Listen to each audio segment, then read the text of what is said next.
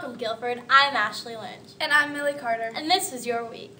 The New York Times #1 best-selling author and Quaker Haven Kimmel spoke at Guilford this Thursday as part of the Quaker Festival Week.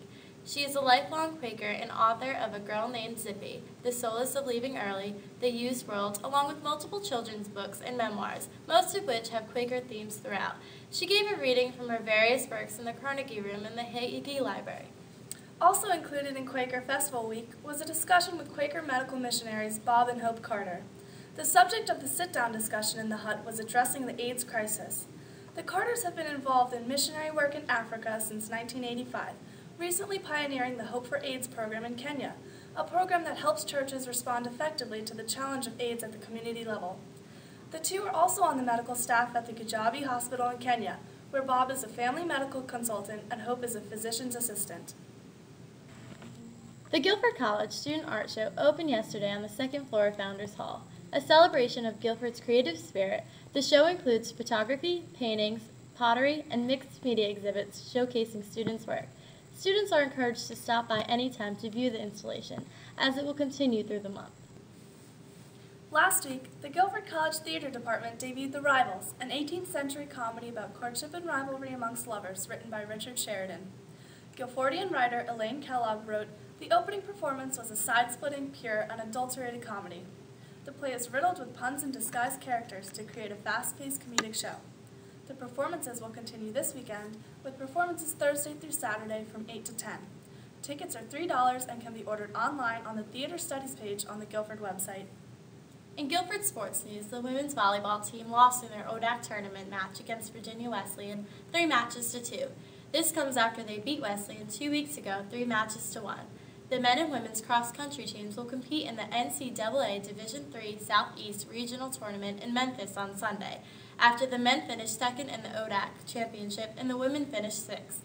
If the teams place in the regional tournament, they will travel to Waverly, Iowa on the 24th for the Division III National Championships. Good luck this weekend, Quakers.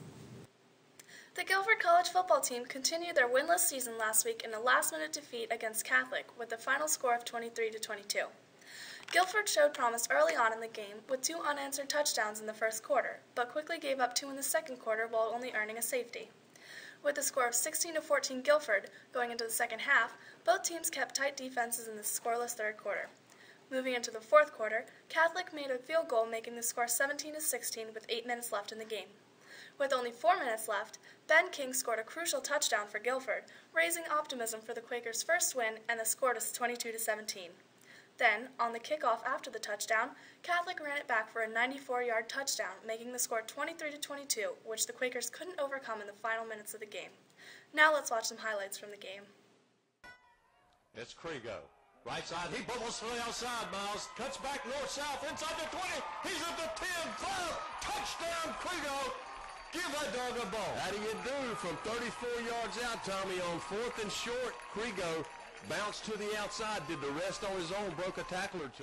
The nearest receiver being Ben King, the real deal. We'll see what happens. Halbert rolls to his left now. He looks downfield. He fires it, and the real deal caught it!